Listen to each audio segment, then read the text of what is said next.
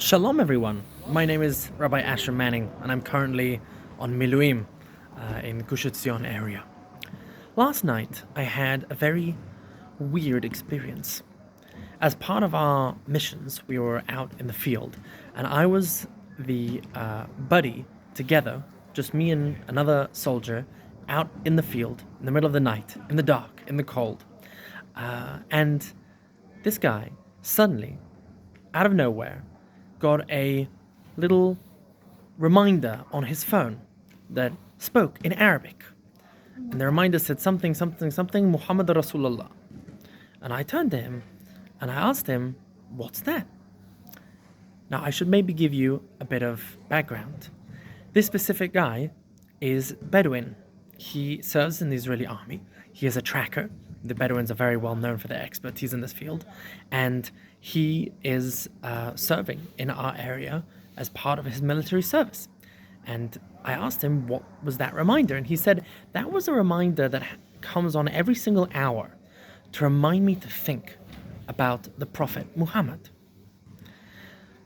Again, Israeli soldier wearing full Israeli uniform on a mission in enemy territory with me, and he's reminded to think about Muhammad. Now, later on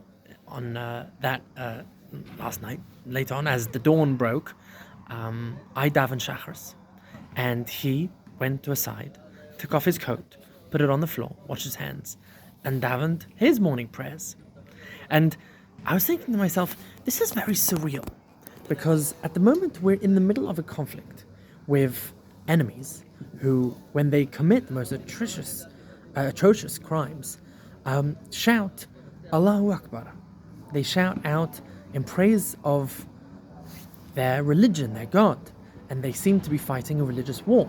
So seemingly, it's us, the Jews, versus the Arab Muslims. And yet here, I'm fighting alongside a Muslim.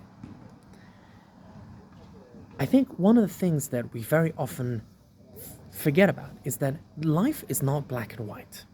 Things do not always fit into clear-cut boxes.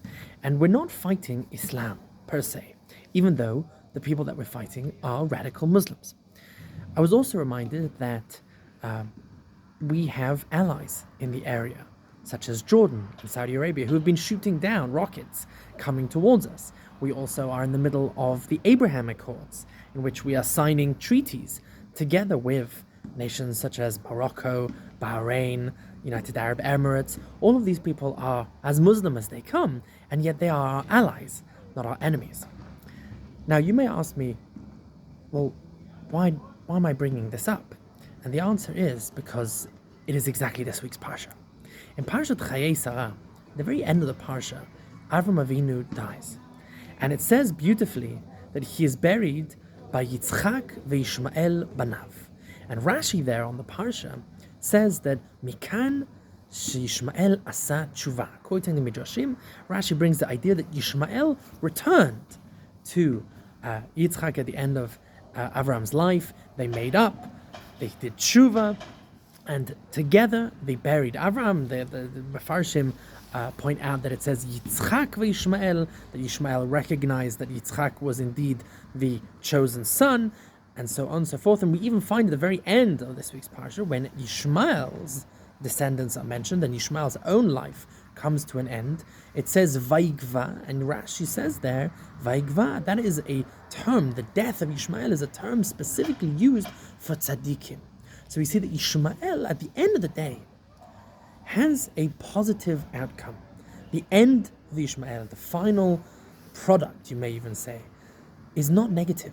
Unlike our battle between Yaakov and Esav, which is ongoing with Edom and with the church, one could say, and Rome, and so on and so forth, when it comes to Yishmael, it's hit and miss. It can be very much antagonistic, as we have found ourselves in the last few weeks, really, very much fighting to the death and fighting against horrible atrocities. And yet, at the same time, we can also have allies. We can also be together with Ishmael. We have a future alongside Ishmael. I think the Abraham Accords, which were signed between the Arab and the Jewish nations, very beautifully chose to remind us that we are all descendants and we all look as moral descendants to our forefather Avraham Avinu, the Abraham, who is the father of all of the region. So I think it's important to recognize this is the case. Now, what do we do with that? That's all very nice, but at the end of the day, we are fighting against Islam, which wants to very much to kill us. And we are fighting against people who are not looking to recognize our shared forefathers. I think the answer is that we have to constantly remind ourselves that the world is a good place. That HaKadosh Baruch Hu created a positive world. The very first thing that Hashem says, Vayar Elohim ki tov. Indeed, it is good. The world is good. The light is good. The future is good. We have to remember that despite the darkness, despite the clouds, despite all of the negatives that are in the present, the future is always positive. Yitzchak and Yishmael will come together. Yes, it could be at this moment we might have to go through a Gerush Ishmael, like we saw in the previous parsha. We might have to separate from Ishmael. We might have to fight Ishmael. Indeed. But at the end of the day, Be'ezrat Hashem, we daven, Bayom Ha'u Hashem echad u'shmo echad. Ki mitzion tetzeh Torah u'dvar Hashem Yerushalayim. That is not just a far distant future, but something that we daven about today, something that we hope for today. So one of the things that I took from this is, and I think my friend last night maybe subconsciously helped me remind myself of it, is that we are fighting ideas, but we're not fighting people per se. I believe, I really do, that we have a future in the Middle East with all of our neighbors. Just like Yitzchak and Yishmael could come together. Again, the question is, in Eretz Israel, with neighboring countries, how do we figure that out exactly? That is something to be seen. But I do believe that we daven for a time when Be'ezrat Hashem, things will be a lot better. That does not mean that we need to let down our guard. That does not mean that we need to kill and destroy all of those of Yishmael who are trying to do us harm. But I do think it gives us a certain sense of calm and positivity, something that we can look forward to. That Be'ezrat Hashem, this is temporary.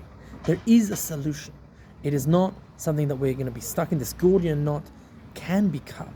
And we can solve the problems in the Middle East through not just peace, but through brotherhood, descendants of Avraham Avinu.